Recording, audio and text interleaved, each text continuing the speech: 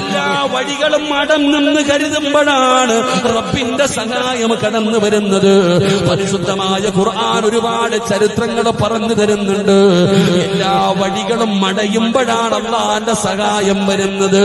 അതുകൊണ്ട് ദുആ ചെയ്യുമ്പോ എന്റെ റബ്ബ് തരുമെന്നുള്ള ഉറപ്പാണ് വേണ്ടത്, ആ പ്രതീക്ഷയാണ് വേണ്ടത്. ആ പ്രതീക്ഷയോടുകൂടിയാണ് ദുആ ചെയ്യേണ്ടത്. പക്ഷേ ഈ സമുദായത്തിന് പിടിപെട്ടിരിക്കുന്ന ഏറ്റവും വലിയ വിപത്ത് എന്താ? നിരാശയാ മുസ്ലിമേ, നിരാശയാണ് മുസ്ലിമേ. ഈ സമുദായത്തിന് പെട്ടിരിക്കുന്ന ഏറ്റവും വലിയ പെടല് നിരാശയാണോ? പടച്ചവനെ, എത്ര കൊല്ലമായി എനിക്ക് വീട് തരുന്നില്ലല്ലോ, ഞാൻ രക്ഷപ്പെടുന്നില്ലല്ലോ, എവിടെയെല്ലാം പോയി, എത്രയോ ദുആ ചെയ്തു, എന്തേ ഞാൻ നേരെയാകാത്തത്? എനിക്ക് സമാധാനമില്ല, എനിക്ക് സന്തോഷമില്ല, എന്റെ രോഗം മാറി